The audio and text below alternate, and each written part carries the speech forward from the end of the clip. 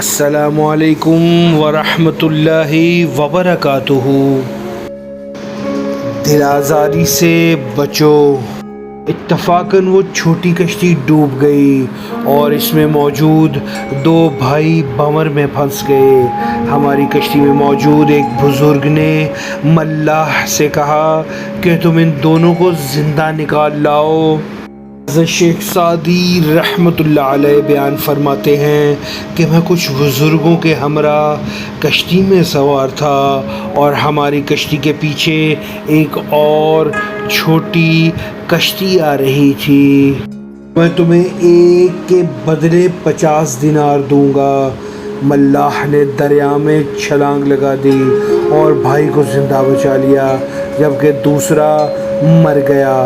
میں نے ملاح سے کہا کہ یہ زندہ اس لیے بچ گیا ہے کہ اس کی زندگی ابھی باقی تھی جبکہ دوسرے کا وقت پورا ہو چکا تھا، اس لیے تو اسے بچا نہ سکا۔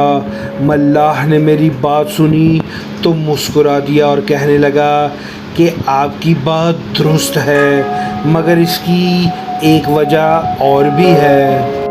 میں ایک مرتبہ جنگل میں سفر کر رہا تھا اور جب دوران سفر تھک گیا تھا تو جسے میں نے بچا لیا اس نے مجھے اونٹ پر بٹھا لیا تھا اور مرنے والے نے بچپن میں ایک مرتبہ مجھے کوڑے مارے تھے جس سے میری دل آزاری ہوئی تھی۔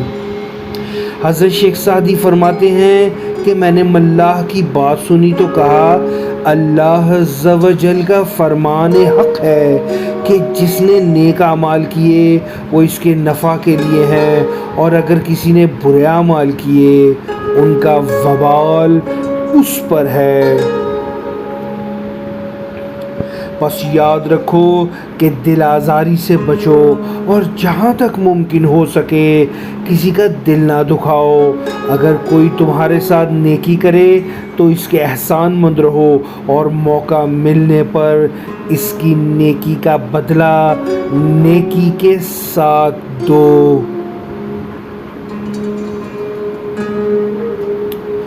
سب دوست ایک بار درود شریف پڑھ لیں۔ ایک بار درود شریف پڑھنے سے اللہ تعالی 10 مرتبہ رحمت فرمائے ہیں۔